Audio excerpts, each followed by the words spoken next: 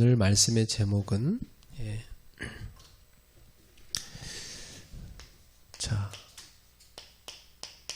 구원에 대하여 계속 나누고 있는데요. 구원받은 나는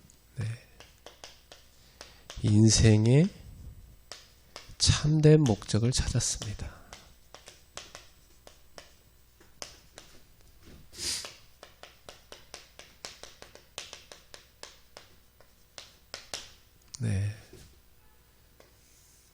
구원을 받았다는 것은 인생의 참된 목적을 찾은 겁니다. 성경은 그것에 대해서 분명하게 얘기합니다. 이제 구원받았으면 무엇을 위해 살아야 되냐, 어디로 가야 되냐, 이게 분명해요. 아주. 이걸 제대로 깨달아야 여러분이 하나님과 동행하는 삶을 살고 여러분을 향한 그 하나님의 목적이 있는데 그것을 이루는 인생이 됩니다. 저는 이걸 몰라가지고 옛날에는 많이 방황을 했어요. 예수를 믿긴 믿는데 뭘 위해 살아야 되지? 그냥 어릴 때부터 교회에서 늘 주워 들은 것은 하나님 영광을 위해 살아라. 그래서 하나님 영광을 위해 사는 건 도대체 뭔가? 제가 교회 다니면서 배운 것은 내가 성공을 해가지고 하나님의 이름을 나타내는 거다, 이렇게 배웠어요. 그래갖고 열심히 성공해야지 이렇게 노력을 했거든요. 알고 보니까 하나님 영광이 목표가 아니고 그건 하나의 이제 구차한 어떤 하나의 변명이고, 내 속에 진짜 내 성공이 그게 내 인생의 목적이었던 것 같아요. 그러니까 그것이 안 된 사람은 인생이 실패했다 생각하고, 그것이 좀 된 사람은 자기가 뭘 이뤘다고 또 교만하고 그렇죠. 하나님께서 원하시는 참된 인생의 목표가 있습니다. 목적이 있어요. 그것을 잘 찾는 것이 성공된 인생을 사는 길입니다. 교회 다니는 신자들 가운데 무기력한 신자 참 많아요. 교회를 다니는데 불신자가 볼 때 전혀 매력이 없어 보이죠. 힘이 하나도 없고 맨날 걱정이나 염려하고 얼굴도 인상이 가득하고 또 맨날 바쁘다고 그래요. 교회 가야 된다고. 그러면서 삶에서는 실패를 거듭하고 있고 집에 가서는 맨날 싸우고 있고 맨날 아프고 돈 없다 그러고 궁상들어 다 떨고 기독교인들이 그러면 안 되잖아요. 불신자가 볼 때 무슨 매력이 있겠어요? 왜 그러면 그리스도인들이 그렇게 무기력할까? 인생의 목적, 이게 없는 거예요. 또 있어도 하나님과 방향이 맞지 않기 때문에 그래요. 그래서 사도 바울은 우리와 같은 사람이지만 예수 그리스도를 만나고 나서 인생의 참된 목적을 찾았어요. 그 이후로 그분은 능력 있는 삶을 살았거든요. 그러면 사도 바울이 찾은 인생의 목적은 뭐고, 그가 그 목적을 이루면서 어떻게 걸어갔고, 그는 어떻게 그 하나님의 능력을 받아갖고 그렇게 능력 있는 삶을 살 수 있었을까? 우리가 사도 바울을 좀 보면서 우리 자신을 한번 좀 생각해 봅시다.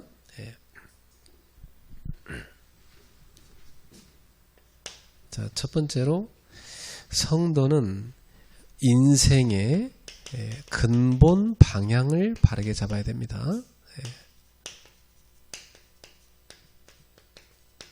이 근본 방향이라는 말은요, 구원받았다면 구원받은 자에게 주어지는 근본적인 방향이 있다는 말씀입니다.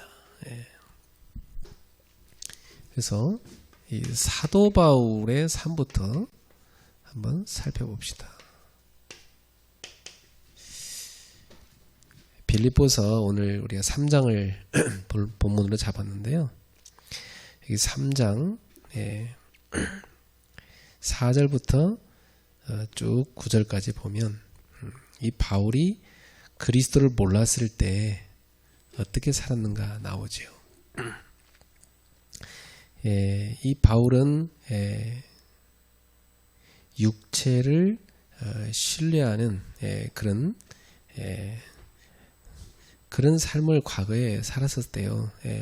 그래서 자기가 육체를 신뢰하는 만하다면 내 육체를 한번 자랑해 볼게 하면서 4절부터 6절까지 자신의 그 육신의 스펙, 대단한 그 육신의 자신의 그 화려한 배경을 쭉 열거합니다. 왜냐하면 육신을 자랑하는 사람들 때문에 바울이 진짜 육신을 자랑할 것 같으면 내가 안 해서 그렇지 나도 니네보다도 낫다 이 얘기를 하고 있어요. 근데 나 그걸 다 뭘로 여겼다? 배설물로 나는 버렸다. 그 말 하고 있습니다. 근데 니네는 지금도 그 배설물 갖고 자랑하고 있냐? 그 말 하고 있는 것이죠.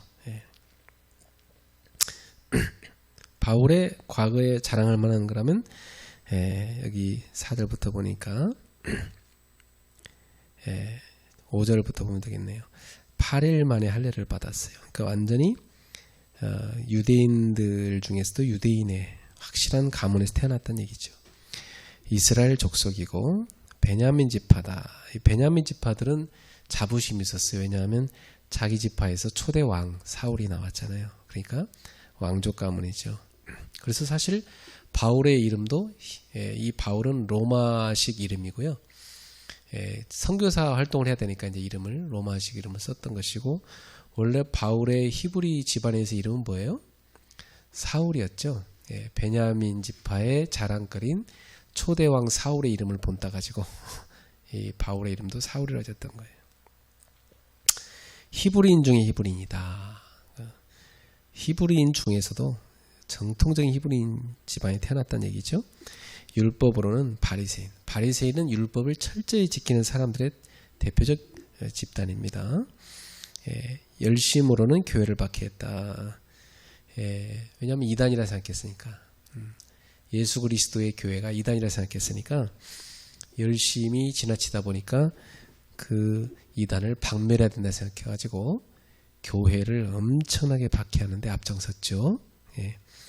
율법의 의로는 흠이 없는 자라. 그러니까 얼마나 율법을 철저히 지키려고 노력했든지 율법에 흠이 없이 그렇게 철저히 지켰던 사람입니다. 그러나 그가 무엇이든지 내게 유익하던 것을 다 내가 그리스도를 위하여 해로 여길 뿐더러 또한 모든 것을 해로 여김은 내 주 그리스도 예수를 아는 지식이 가장 고상하기 때문이라 내가 그를 위하여 모든 것을 잃어버리고 배설물로 여김은 그리스도를 얻고 그 안에서 발견되려 함이니 내가 가진 의는 율법에서 난 것이 아니요 오직 그리스도를 믿음으로 말미암은 것이니 곧 믿음으로 하나님께로부터 난 의라 이렇게 말씀하고 있습니다. 그러니까 이 바울은 어느 정도로 그리스도의 능력과 비밀을 알았냐면 자신이 과거에 자랑하던 모든 자랑을 세상 사람들이 그렇게 좋아하는 이 성공을 배설물같이 여기고 해로 여겼어요. 이것이 자기한테 해가 되는 것으로. 그래서 욕을 다 버렸죠. 그죠? 왜 그렇게 할 수 있었어요? 그리스도가 얼마나 큰지 그 그리스도 안에 있는 비밀을 알았기 때문에. 그래서 가장 고상한 지식이다. 그 말은 이 세상의 모든 지식을 합친 것보다 더 높은 지식이 그리스도를 아는 것이다. 그래서 그리스도를 자기가 알고 나서 자신의 모든 자랑하는 걸 다 배설물로 여기고 버렸다는 것입니다. 그래서 9절에 나온 것처럼 이 바울은 그렇게 자기가 율법을 철저히 지켜서 의를 얻으려고 노력했는데 자기가 가진 이 의는 율법에서 난 것이 아니고 오직 그리스도를 믿음으로 말미암아 난 것이다 그랬어요. 그렇게 율법주의자로 철저히 율법을 지켰는데 그 율법을 얻은 게 아니고 이 의는 그리스도를 믿음으로 얻게 된 의다. 이렇게 말씀하고 있죠. 예. 그러니까 의라는 것은 나의 행위, 율법을 지키는 이 행위에서 얻어지는 것이 아니라 이 이 의라는 것은 내가 그리스도를 믿음으로 말미암아 하나님께로부터 난 의다. 이렇게 말씀하고 있습니다.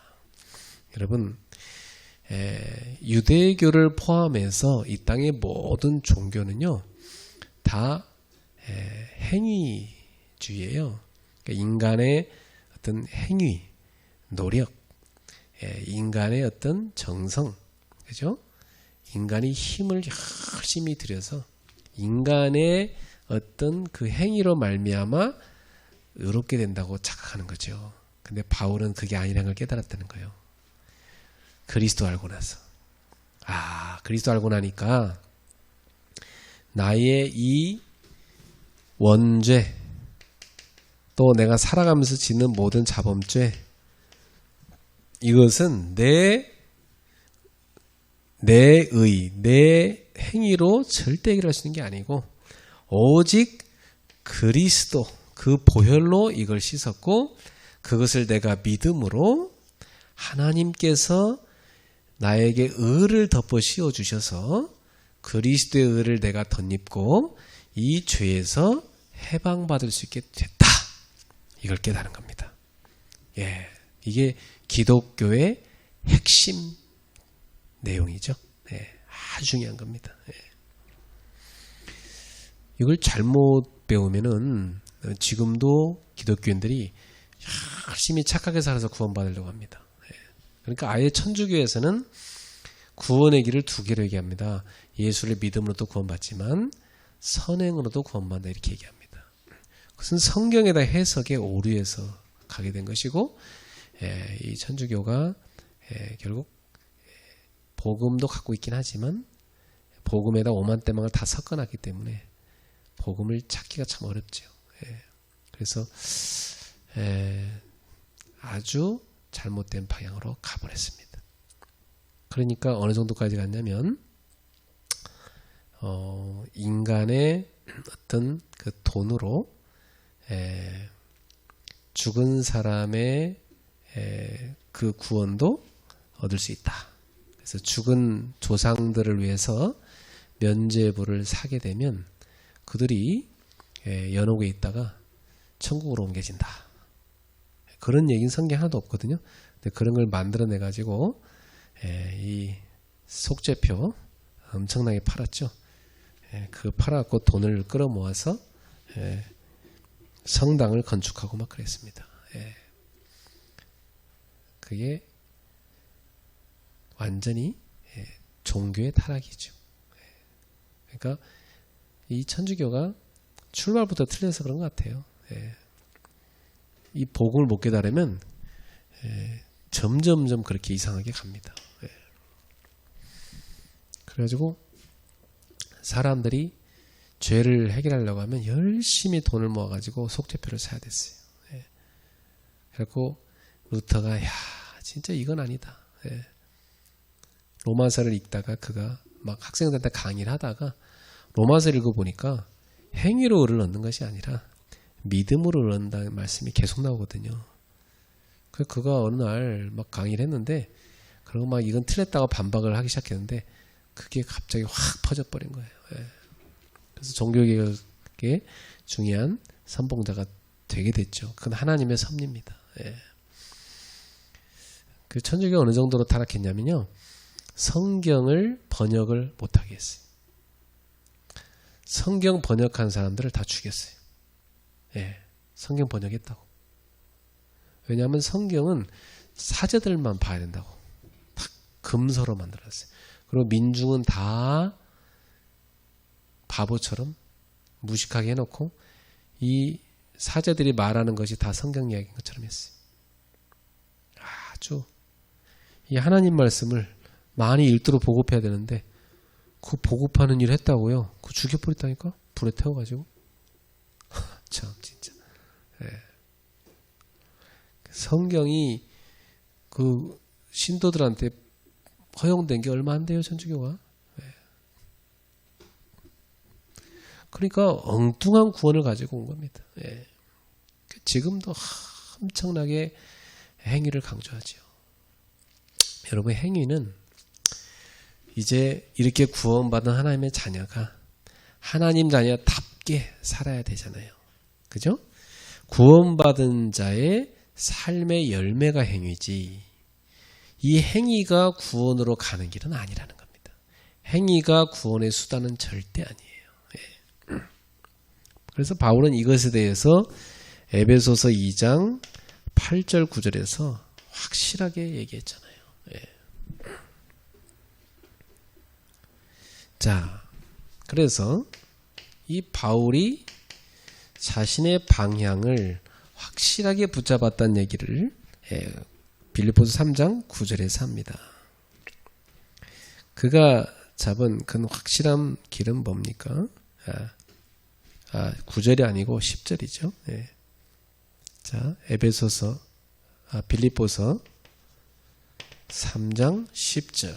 자, 10절을 한번 성경 읽어보니까, 내가 그리스도와 그 부활의 권능과 그 고난의 참여함을 알고자 하여 그의 죽으심을 본받아. 12절까지 이어집니다. 어떻게 해서든지 죽은 자 가운데서 부활에 이르려 하노니. 자, 10절 11절이죠. 자, 이 바울은요, 그리스도를 믿어서 그리스도의 그 십자가의 그 고난에 참여해서 그의 죽으심을 그가 본받았고, 그래가지고 그리스도께서 부활하신 것처럼 자신도 이 죽은 자 가운데서 부활에 이르려고 한다, 이렇게 얘기하고 있습니다. 그러니까 그의 인생의 방향은 뭡니까? 부활에 이르러서 하나님의 나라에 들어가는 겁니다. 그렇죠? 이게 바울이 가진 인생의 근본 방향이었습니다. 그래서 12절에 보니까, 내가 이미 얻었다 함도 아니요 온전히 이루었다 함도 아니라 오직 내가 그리스도 예수께 잡힌 바 된 그것을 잡으려고 달려가노라. 자, 여기 12절에 보니까요, 그는 자신의 인생의 계획을 어떻게 붙잡았습니까?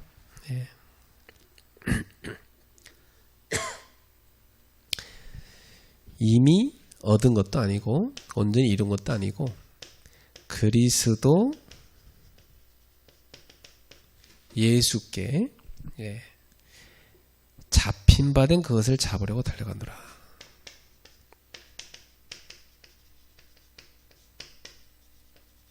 잡힌 바 된 그것, 그게 뭡니까?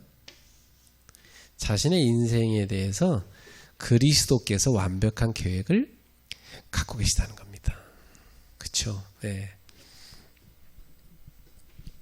그것을 자기는 붙잡으려고 달려가고 있다.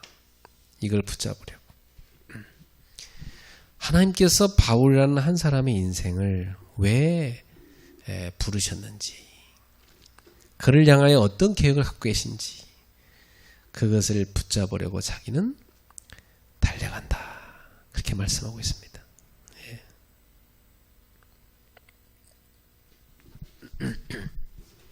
이게 3장 12절입니다.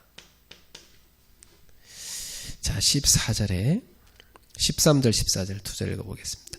형제들아, 나는 아직 내가 잡은 줄로 여기지 아니하고 오직 한 일즉 뒤에 있는 것은 잊어버리고 앞에 있는 것을 잡으려고 표대를 향하여 그리스도 예수 안에서 하나님이 위에서 부르신 부름의 상을 위하여 달려가노라.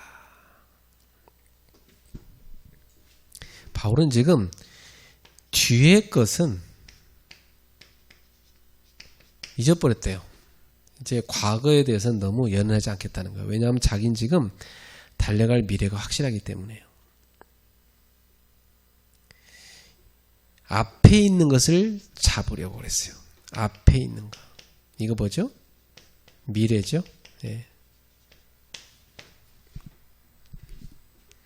앞에 있는 것을 잡으려고 표대를 향하여. 예. 목표가 확실하죠? 표대가 있다는 겁니다. 표대를 향하여 그리스도 예수 안에서 하나님이 위에서 부르신 부름의 상을 위하여 달려가노라. 자, 바울을 부르신 주님께서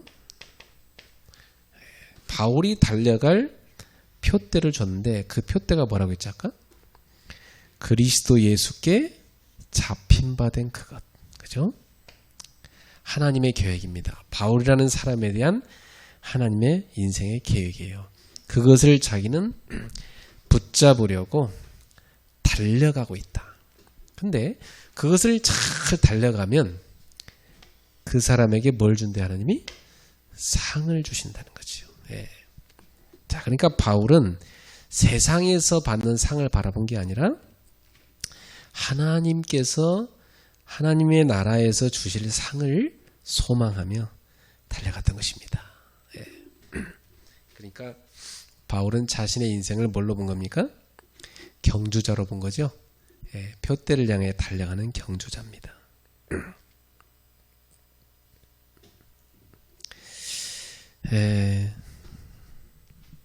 그래서 우리가 더 좀 보고 나서 설명하겠습니다. 20절 보세요. 20절에 보니까 하나님 곧 20절 그러나 우리의 시민권은 하늘에 있는지라 거기로부터 구원하는 자 곧 주 예수 그리스도를 기다리노니. 자, 바울은 더 중요한 걸 바라봤습니다.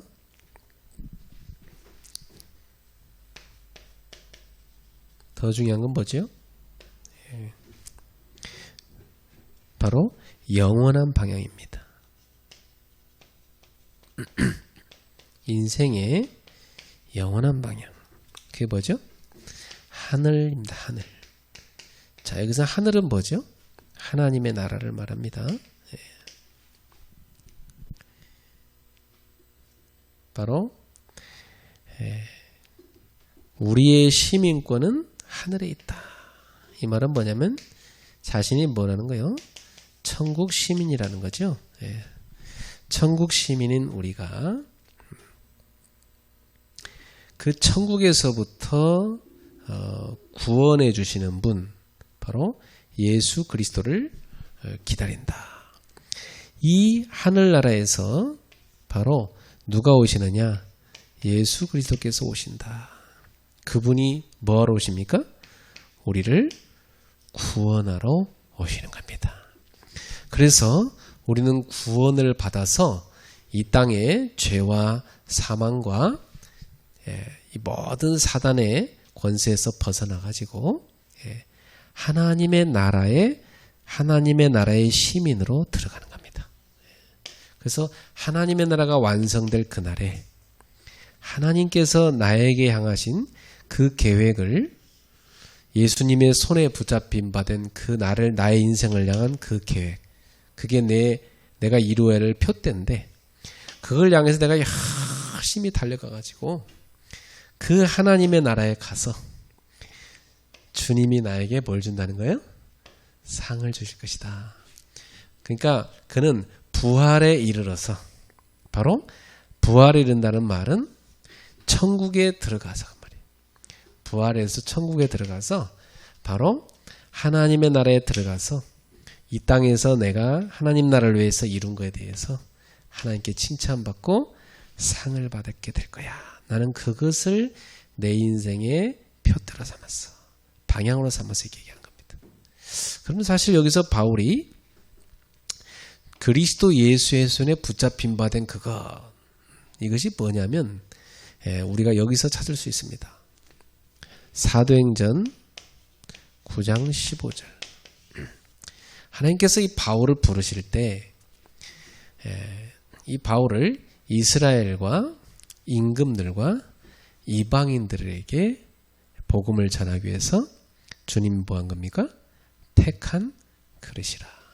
그러니까 이 바울은 하나님께서 이스라엘 민족과 많은 서밋들, 그죠? 임금들, 그리고 이방인들, 이들에게 복음을 전할 전도자로 하나님이 자기를 불렀다는 거. 그래서 예수님께서 부활하신 후 자기를 사도로 임명했다고 그렇게 얘기하지 않습니까? 그렇죠? 예.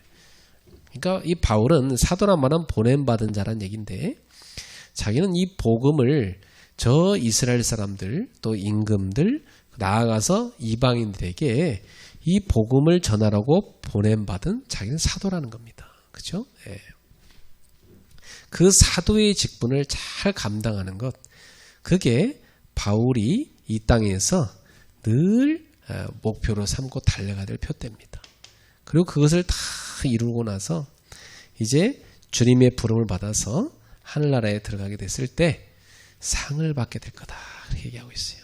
그러니까 바울의 궁극적인 목적은 하나님의 나라고, 그 하나님의 나라에 들어가서 구원을 받아서 그 하나님의 나라에 들어가서 하나님께 칭찬받는, 상을 받는 그런 신앙인이 되는 겁니다. 그죠? 그리고 이 땅에서는 하나님의 나라를 완성해가는 전도자의 길을 자기가 최선을 다해 사는 거예요. 예. 그게 바울의 인생의 방향이었습니다. 예. 자, 그러면 여기서 우리도 그리스도를 만나고 우리의 인생도 바울처럼 내가 그동안 몰라서 세상에서 배웠던 거, 내 자랑, 내 성공, 이것이 내 인생의 목적이 아니고, 그죠? 이건 다 배설물로 여기고, 예. 내가 의를 얻게 된 것은 행위로 세상 것으로 얻은 것이 아니라 그리스도를 믿음으로 얻게 된 것이니까 내 인생의 목적은 내가 그리스도를 제대로 만나서 내가 구원을 받아 부활에 이르고 장차 하나님의 나라에 들어가게 될 것이고, 그때까지 나는 이 땅에서 내가 해야 될 사명, 주님이 나를 이 땅에 보내신 그 사명을 잘 이루었어. 그 나라에 갔을 때 상 받는 그런 자녀가 돼야 되겠다. 이렇게 우리도 인생의 근본 방향을 잡아야 됩니다. 기독교인 돼 갖고 무슨 아파트 몇 채 사고 뭐 자식들 뭐 엄청 뭐 좋은 대학 보내고 성공시키고 이게 인생의 목적이면 그런 사람은요 나중에 나이 들면요 허무해져요. 열심히 돈 막 집팔아갖고 공부시켜갖고 그 자식들이 자기를 호강시킬 것 같으면 그래도 여러분 외국에 보내놓고 그렇게 공부시키는 사람을 다 외롭게 노후를 맞이합니다. 저는 많이 봤어요. 그 할머니가요 열심히 허리 휘어지도록 돈 벌어서 공부시켰거든요. 그 유학 보냈어요. 근데 거기서 이 할머니보다 더 똑똑한 며느리 맞이해가지고요. 그 아들이 한국에 오지도 않아. 왜 안 오냐? 바빠. 너무 성공을 해갖고 바빠. 그리고 할머니보다 더 예쁜 엄마보다 더 예쁜 이제 며느리 얻고 더 똑똑한 며느리 얻었기 때문에 그 며느리 치마폭에 딱 잡혀갖고 오지도 못해. 이 할머니는 몇 년 동안 아들 얼굴도 못 봤어. 네. 그 방구석에서 차량하게 있다 죽더라고요. 네. 그렇게 열심히 뭐 돈 벌어가지고 공부시켜갖고 해 보내놓으면 그래서 애가 잘 성공하겠죠. 그죠? 예. 근데 그 세상 거 막 잔뜩 들어가니까 여러분 이런 외국에 가 공부하다 보면 세상 지식 많이 들어가거든요. 그러면 이 어릴 때 교회 다니는 애들이요 대학 가고 또 대학원 가고 세상 지식이 많아질수록 신앙이 점점 더 떨어집니다. 세상 지식이 합리적이거든. 그래서 성경이 좀 비합리적으로 보이기 시작해요. 말도 안 되는 얘기라고 생각해요. 무슨 뭐 동화책 갖고 신앙하고 이렇게 보여요. 하나님 말씀이 사실적으로 안 믿어져요. 나중엔 교회를 떠납니다. 그러니까 세상 사람들이 목표로 하는 소위 강남 아줌마들이 목표로 하는 그런 목표로 자식 키웠다가는요 마지막에 쓸쓸합니다. 네, 그게 좋은 거 아닙니다. 그렇게 막 공부하면요 지만 잘난 줄 알아요. 물론 우리 자녀들이 공부 잘해서 성공해야 됩니다. 그걸 나쁘다고 말하는 게 아니고 그게 인생의 목적이 되면 안 된다는 거예요. 그렇게 하고 열심히 시집장가 보내고 나면 나중에 이 할머니들이 본인이 할머니가 되잖아 나중에는. 그죠? 이제 할 일이 없잖아. 그동안에 막 도시락 싸서 막 학원 싸질머지고 다니면서 공부시키고 했는데 맨날 공부 관여하고 신랑감 신부감 관여하고 이렇게 다 했는데 그 다음 나중에는 이제 더 이상 자식이 귀찮아하잖아요. 관여하는 거. 그러면 이제 할 일이 뭐가 있어? 갑자기 허무해지는 거예요. 그러니까 사람들이 그 허물을 메꾸려고 강아지한테 집착을 합니다. 강아지가 불쌍하죠. 집착하는 사람 받아주려니까 힘든 거예요. 강아지도. 그러니까 막 강아지, 고양이, 뭐 짐승들 살판 났어요. 요즘에 막. 그걸 껴안고 자고 뽀뽀를 하고 그걸 막 자기 새끼라고 그러고 막 같이 막 뒹굴며 자고 밥도 같이 밥상에 먹고 자기 먹다가 그 강아지도 같이 주고 한 입 먹고 그것도 자기가 또 한 입 먹고 막 그렇게 살더라고요. 그래서 맨날 길거리 지나가다가 강아지 똥 넣으면 그 강아지 똥을 또 비닐주머니에다 넣어가지고 그걸 둘둘 말아서 자기 호주머니에 넣어갖고 또 가서 집에 가서 어디다 버린지 모르겠지만 또 갖다 버리고 평생 개똥이나 치우다 끝나는 인생 됩니다. 참, 아이고 왜 그렇게 인생을 살까요, 진짜. 멋있게 바울처럼 전도자로 살다 가야지. 그죠? 안 그래요? 이 전도자로 살면 외로울 시간이 없어요. 그 새로운 영혼들을 살려가지고 그 새신자들을 막 양육하잖아요. 그러면 신납니다. 바빠요. 새신자 양육하기 얼마나 바쁜지 몰라요. 매일 찾아가야 되죠. 말씀도 가르쳐야 되죠. 같이 기도하죠. 또 같이 데리고 또 누구 전도할 사람 또 같이 또 만나 또 같이 전도하러 가야 되죠. 바빠요. 그 영혼 위해서 또 기도해야 되잖아요. 여러분, 여러분의 인생의 근본 방향을 바르게 잡으셔야 돼요. 어떻게 잡아야 되냐? 하나님께서 나라는 인생에 대해서 갖고 계신 그 목적이 뭐냐? 이걸 찾아야 돼요. 그죠? 나를 창조하신 그 창조주께서 나를 이 땅에 보내실 때 어떤 목적을 갖고 나를 보내셨냐? 이것을 뭐라고 하냐면 오리지널 디자인이라고 해요. 오리지널 디자인.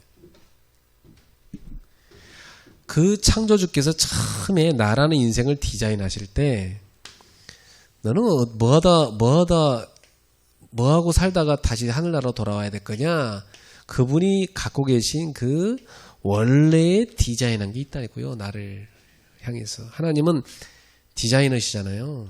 그 디자이너께서 나라는 인생을 어떻게 디자인했느냐.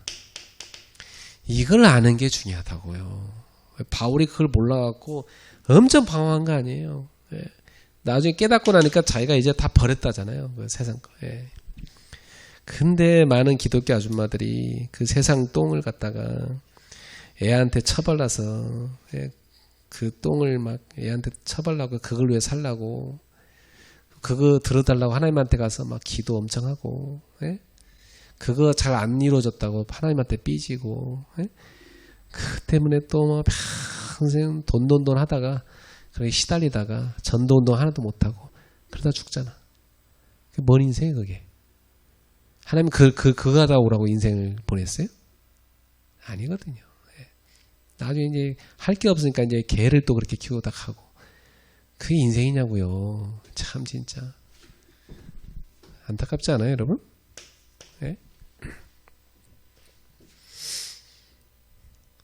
자, 두 번째 봅시다. 성도는 삶의 방향을 바르게 잡아야 됩니다. 인생의 근본 방향 잡았다면 그 다음부터 이제 뭐가 나옵니까?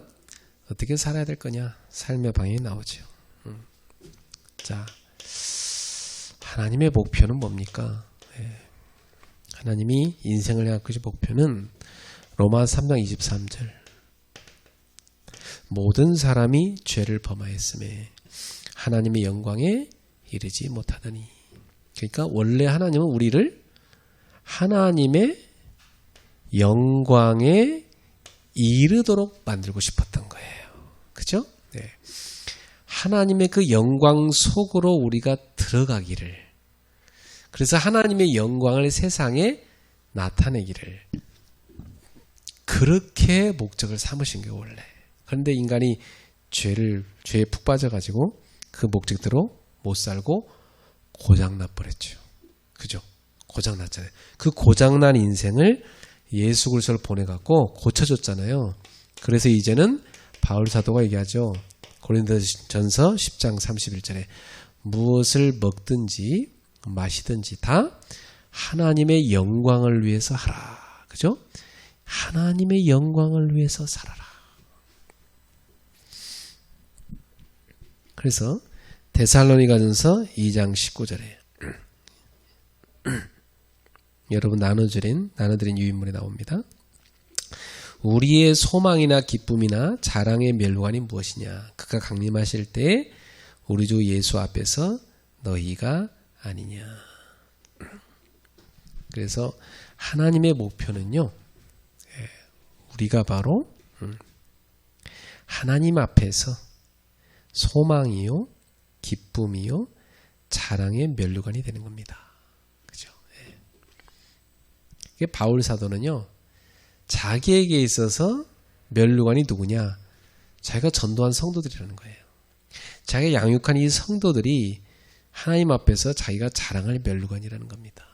주님 오시는 그날 주님 앞에 자랑할 면류관이라는 거예요. 그러니까 여러분은 주님 앞에 이 자랑할 면류관이 될 정도로 하나님의 영광이 되기를 주님으로 축복합니다. 네, 그게 여러분의 삶의 목표가 되셔야 돼요.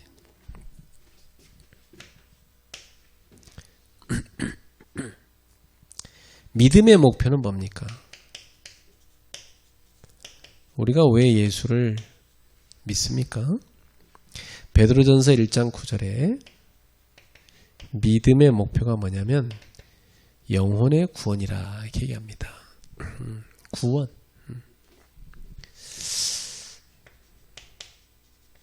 그러면 구원에 대해서 잘 알아야 돼요. 예, 이게 참 착각을 많이 해요. 구원도. 예수 믿었으니까 이제 구원 받았지 이렇게 끝나버립니다. 그게 아니고 구원을 내가 예수 믿고 받았으면 이 구원 받았단 말은 그 사람 속에 생명이 시작됐다는 거거든요. 그 사람 속에 하나님의 생명이 들어갔다는 거예요. 그럼 이 생명은 이제부터 어떻게 해야 돼요? 성장해야 돼요. 그죠? 그래서 에베소서 4장 13절부터 15절을 우리가 볼 필요가 있습니다. 한번 읽어보겠습니다. 우리가 다 하나님의 아들을 믿는 것과 아는 일에 하나가 되어 온전한 사람을 이루어 그리스도의 장성한 분량이 충만한 데까지 이르리니 이는 우리가 이제부터 어린아이가 되지 아니하여 사람의 속임수와 간사한 유혹에 빠져 온갖 교훈의 풍조에 밀려 요동하지 않게 하렵니다. 오직 사랑 안에서 참된 것을 하여 범사에 그에까지 자랄지라. 그는 머리니 곧 그리스도라. 그렇죠? 여러분, 우리가 이 믿음이 성장해서 그리스도의 장성한 분량에까지 자라야 된다. 그러니까 그리스도가 얼마나 크신 분인지 그건 우리가 측량할 수가 없어요. 근데 그 측량할 수 없는 그 그리스도의 어마어마한 그 크기까지 우리도 성장해 가야 된다는 겁니다. 이게 구원받은 자의 목표입니다. 그러니까 우리가 왜 믿음을 갖느냐? 이 믿음은 구원을 받기 위함이요. 구원받은 자는 이제 구원받는 믿음에서만 끝나면 안 되고 그 믿음이 성장하는 믿음이 돼야 된다. 그죠? 성장해서 그 믿음은 열매를 맺어야 되는 겁니다. 그죠? 열매를 맺는 믿음이 돼야 됩니다. 그게 생명 있는 믿음입니다. 근데 사람들이 예수 믿는 거 구원받았으니까 천국 가네 이제 그걸로 땡 끝나는 줄 알아. 참 안타깝죠. 예. 그럼 지금 죽어버리죠. 뭐 하려고 힘들게 삽니까? 빨리 천국 가지. 너 천국 빨리 가기 또 싫대. 얼마나 어폐가 있어요. 그죠? 예. 우리는 이 땅에서 하나님이 우리를 향해 주신 목표가 있어요. 목적이 있어요. 그걸 이루어야 돼요. 그죠? 그래서 그걸 이루면서 쭉 살아가는데 우리의 믿음이 날로 쫙 성장해서 열매를 맺는 신앙이 돼야 돼요. 네. 그래서 사람이요, 이 농사를 지면은 곡식이 열매를 맺을 때 농부가 보람을 느끼잖아요. 그죠?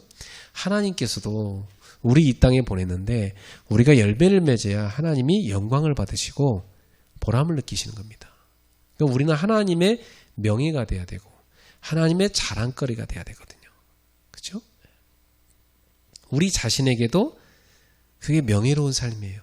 야, 내가 정말 하나님의 영광을 나타내는, 그분의 이름을 나타내는 열매를 맺었구나. 이게 명예로운 신자의 삶이에요. 신자의 삶도요, 수치스러운 신자의 삶이 있고요, 명예로운 신자의 삶이 있어요. 별 볼 일 없이 사는 신자의 삶도 있고요, 어마어마하게 하나님의 영광을 나타내는 그런 신자의 삶도 있어요. 어떤 신자의 삶을 살아야 돼요, 우리는? 하나님의 영광을 나타내는 삶을 살아야죠. 잘했다. 착하고 충성된 종아. 네가 적은 일에 충성하였으니 큰 일에 참여하리로다. 그죠? 천국잔치에 참여하리로다. 네가 작은 걸 잘했으니까 내가 큰 것도 맡기리라. 이렇게 되어야 되잖아요. 하나님께 인정받고 칭찬받고, 그죠? 그분에게 기쁨이 되고 그분에게 자랑거리가 되는, 내 종 욥을 네가 아느냐? 사탄이 시험을 하니까, 야, 네가 내 종 욥을 모르는구나 하면서, 네가 시험해보겠다고 해봐. 하나님 그랬다니까. 욥은 그때부터 개고생을 했지만 그러나 하나님이 볼 때는 내 종 욥은 네가 시험한다고 넘어질 그런 사람이 아니야. 내가 알건대 내 사람 요셉, 내 사람 욥, 이 욥은 하나님의 영광을 나타낼 사람이야. 이걸 다 하나님이 욥을 인정해 줬다니까요. 아브라함도요, 믿음이 적었던 사람이지만 이제 시작한 거니까. 근데 그 아브라함이 자꾸 넘어지잖아요.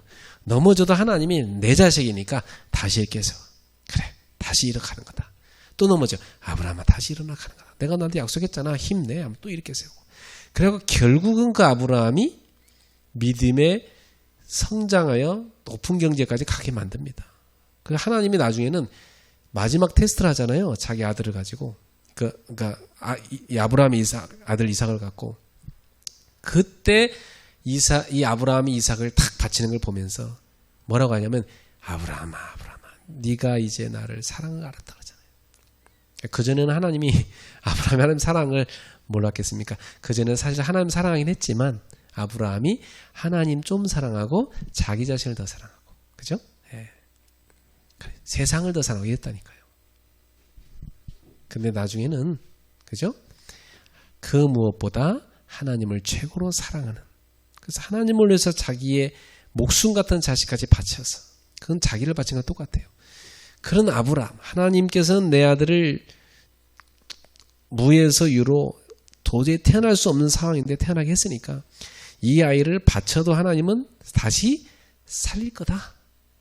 부활의 믿음까지 이 아브라함이 갖게 된 겁니다. 그죠? 그 다 하나님이 인정하신 거예요. 거기까지 갔어요. 그래서 아브라함의 믿음을 하나님은 높게 만들어 주셨어요. 그래서 믿음의 조상으로서 쫙 그 후손들에게 믿음의 삶을 살아가도록. 그래서 아브라함한테 약속한 것을 이 이삭에게도 이루시고 야곱에게도 이루시고 이스라엘이라는 민족한테도 아브라함한테 약속한 걸 이루어 가시잖아요. 그렇죠? 결국은 내 씨로 말미암아 땅의 모든 족속이 복을 받을 것이다 했는데 그 씨가 바로 그리스도잖아요. 결국은 그 약속을 그리스도에까지 가서 완성하십니다. 결국 아브라함한테 주신 그 복은 완성됐습니다. 이렇게 하나님은 연약하지만은 하나님의 영광을 나타내는 그런 열매를 맺는 사람이 될 수밖에 없도록 만들어 가십니다. 그건 하나님의 열심이에요. 우리 열심이 아니에요. 우리는 그냥 거기 끌려가면 돼요. 하나님의 열심에 우리 붙잡혀서 끌려가면 되는 거예요. 하나님의 열심이 어느 정도냐? 여러분을 그분의 영광을 나타낼 자로, 그분의 자랑거리요, 그분의 명예로운 아들로, 딸로 여러분을 만들어 가고야 만다 이 말이에요.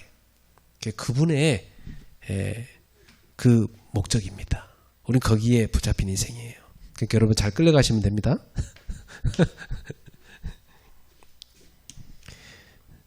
자, 그래서 더 3번에 십자가의 목표가 뭡니까?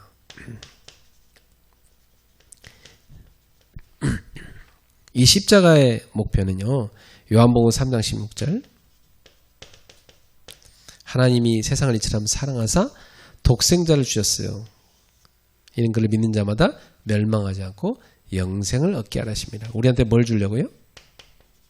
영생. 예. 이 바울이 목표했던 것도 그거잖아요. 부활에 이르게 하노라. 그게 뭡니까? 영생입니다. 그죠? 예. 십자가를 통해서 우리한테 영생을 주신 것입니다. 자, 하나님이 우리한테 말씀을 주시는데요. 말씀의 목표는 뭡니까? 요한복음 20장 31절입니다. 예, 이 말씀을 기록한 이유가 뭐라고 되어 있습니까? 너희로 예수께서 하나님의 아들 그리스도이심을 믿게 하려고. 그죠? 네. 예수가 그리스도라는 것을 너희가 어떻게 하려고? 믿게 하려고. 예. 이것 때문에 말씀을 주셨어요. 그래갖고 믿어서 뭐 얻게 하려고? 생명 얻게 하려고. 그죠? 예. 말씀을 주신 목적도, 목표도 바로 우리에게 구원을 주려고, 생명을 주려고 하신 것입니다. 그래서 바울은 어느 정도 방향을 분명히 했습니까? 네. 바울 같은 경우는 빌립보서 3장 20절부터 21절에 보니까 우리의 시민권은 하늘에 있다 그랬죠. 그죠? 네. 그래서 이 바울은요, 그 하늘에서 구원하는 자 그리스도가 오신다고 믿었잖아요. 그죠? 네.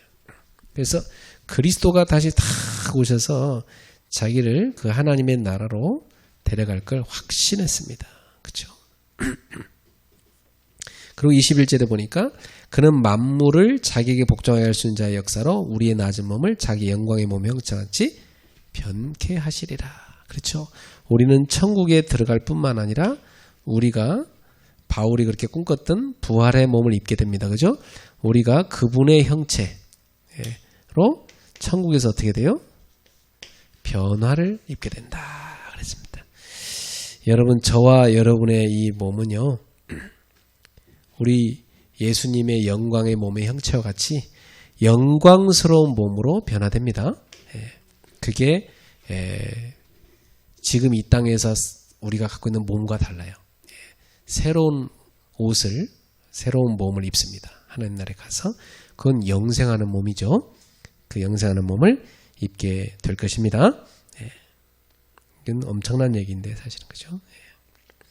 자, 그래서 삶을 어느 정도로 그는 다스렸냐? 빌립보서 4장 13절입니다.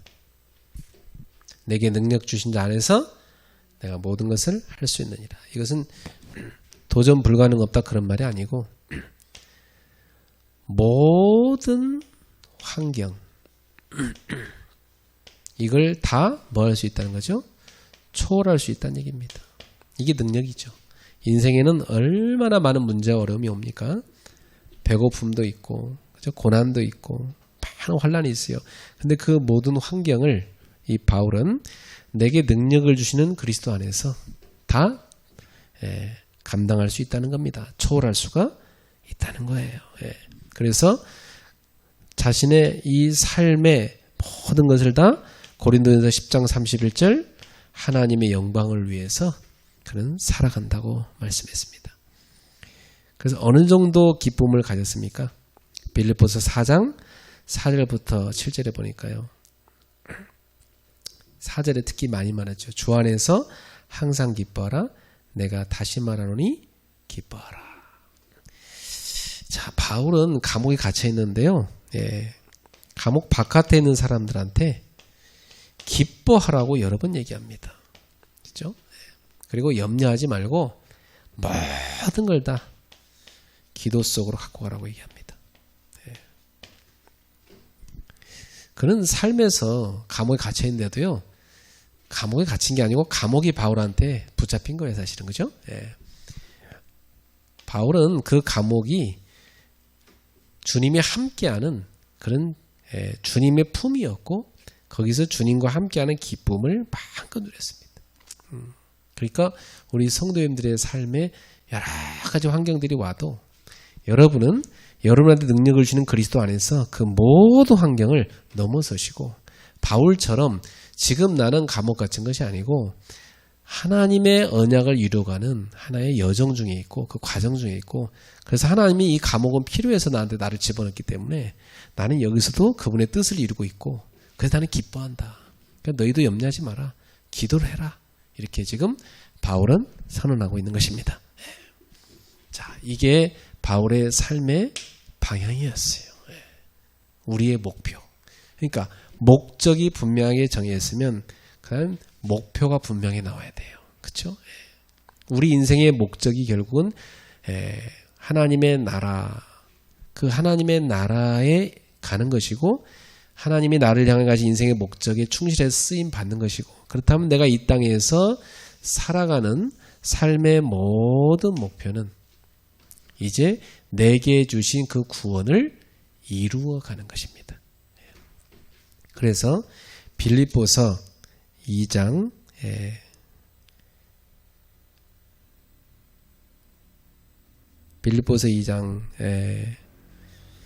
12절이죠.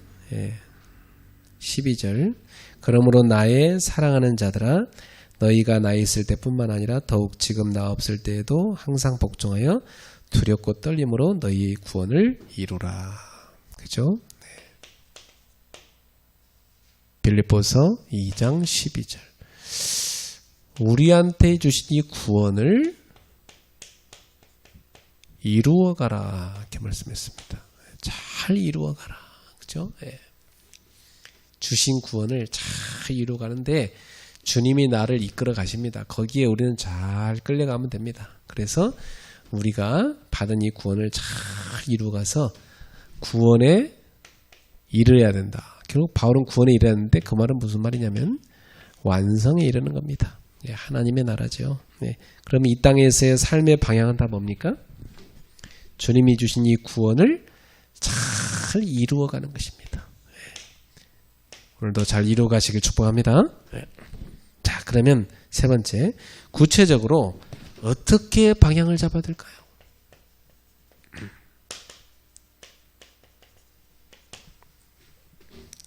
첫 번째, 바울은 개인의 심령에 나타나는 능력이 있었습니다. 그게 에베소서 1장 3절에서 6절에 기록이 되어 있어요. 자, 이 내용은 뭐냐면 하나님이 창세전에 자기를 선택했다는 것입니다. 그렇죠? 하나님이 창세전에 자기를 선택했기 때문에 이 엄청난 구원의 경륜을 생각할 때 자기는 뭐요? 하나님을 찬양할 수밖에 없죠. 그렇죠? 그래서 하나님의 찬송이 되게 하시려고 자기를 하나님께서 구원하셨다 이렇게 얘기하고 있습니다. 그러니까 이 바울의 심령 속에는 어떤 능력이 나타났어요? 이 구원의 은혜에 대한 감격 속에서 찬송이 넘쳐났습니다. 여러분의 심령에도 여러분이 받은 이 구원의 은혜에 대한 찬송이 넘쳐나길 바랍니다. 자, 그리고 이러한 능력은요 가정에도 나타났습니다. 사도행 16장 31절에 간수에게 말했죠. 주 예수를 믿으라. 그러면 너와 내 집이 구원을 받으리라. 사도행 16장 13절에 15절 루디아의 집이죠. 여기도 복음을 듣고 구원을 받았습니다. 그러니까 이 가정에는 어떤 능력이 나타나냐면 가정 복음화의 능력이 나타납니다. 그죠? 여러분 가슴 깊은 곳에 이 구원받은 은혜에 대한 찬송이 여러분 속에 넘쳐나기 시작하면 그 다음번에는 여러분의 가정에 그 구원의 능력이 나타나서 가정 복음화로 이어지게 되어 있습니다. 이 정도가 아니고 환경에 나타난 것도 있습니다. 환경에 나타난 능력은 빌립보서 1장 14절 형제 중 다수가 나의 매임으로 말미암아 주 안에서 신뢰함으로 겁없이 하나님의 말씀을 더욱 담대히 전하게 되었느니라. 여러분 환경에 어떤 어려움이 와도 겁없이 담대히 복음을 전파하게 되는 것입니다. 그래서 결국 이 엄청난 하나님의 그 오리지널 디자인, 나를 향해 오리지널 디자인을 다 깨달은 사람은요, 이걸 다 붙잡고 그 구원을 이루어 갑니다. 그죠?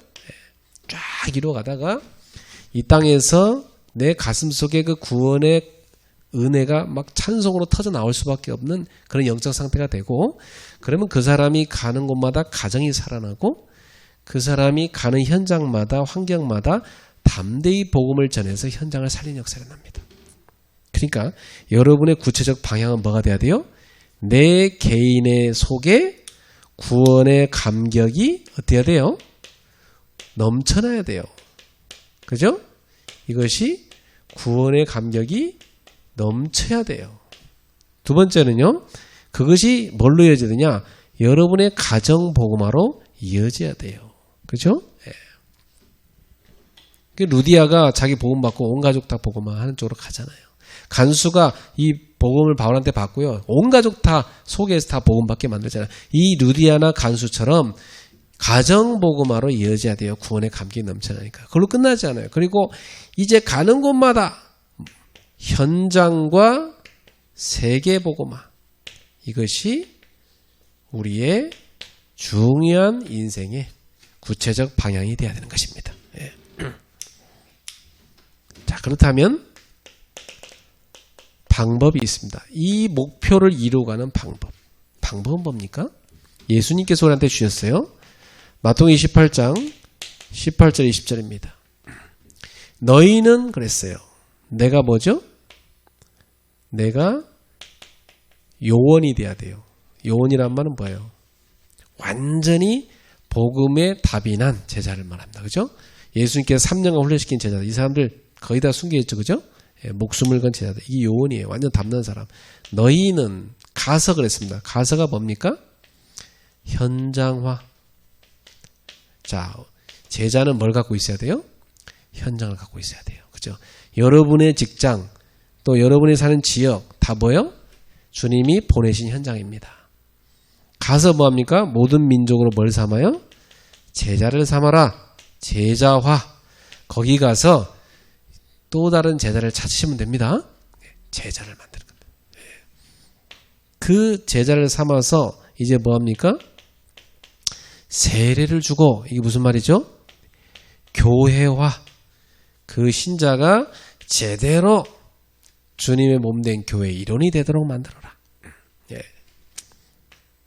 그래서 교회를 세우게 만들고, 내가 너에게 분부한 모든 것을 보여 가르쳐 지키게 하라. 그 무슨 말이죠? 전도화, 재생산.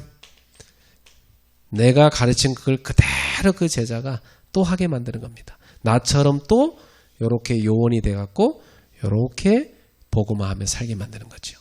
그러니까 결국은 우리가 이 인생의 그 중요한 참된 목적, 목표, 이 삶의 방향을 이루어가는 방법은 뭐냐? 그것은 바로 성령 인도를 따라서 내가 가는 모든 곳에서 복음화하는 삶을 사는 것입니다. 그죠? 그런 삶이 우리 인생의 참된 목적입니다. 이것을 찾은 사람은요, 인생이 분명해져요. 내가 뭐 때문에 직장 가냐? 내가 뭐 때문에 자식을 키우냐? 뭐 때문에 결혼하냐? 뭐 때문에 내가 사업을 하냐? 분명합니다. 요걸 다 이루어가는 삶을 삽니다. 그렇죠? 여기 방향 맞추고 살아가요. 그게 인생이 굉장히 의미가 있고 보람이 있죠. 그 자신의 인생의 말년에 가서 보여. 야, 바울처럼 그래요. 아, 내가 삼은 제자들 몇 명이나 했을까? 누구누구를 제자 삼았을까? 그래서 그 제자들 이름을 쫙 기록하게 됩니다. 그죠? 그리고 바울이 보면 로마 16장이라든지 고린도전 16장, 골로새 4장에 보면 그 제자들 이름이 쫙 나오잖아요. 그죠? 예. 여러분의 인생에도 그런 많은 제자를 남기고 하나님 앞에 가는 그런 성공된 인생이 되기를 주의 이름으로 축복합니다. 복음화 인생을 사랑하세요. 기도하겠습니다. 하나님 아버지, 무엇 때문에 이 땅에 태어났고 무엇을 위해 살아야 되고 우리가 누구인지 나의 인생의 참된 목적을 찾게 하심을 감사합니다. 바울처럼 우리 모두가 인생의 참된 목적을 찾아서 하나님의 오리지널 디자인에 맞춰 쓰임받는 인생 되게 하여 주시옵소서. 하나님께 영광이 되는 인생 되게 하옵소서. 예수님의 이름으로 축복하며 기도합나이다. 아멘.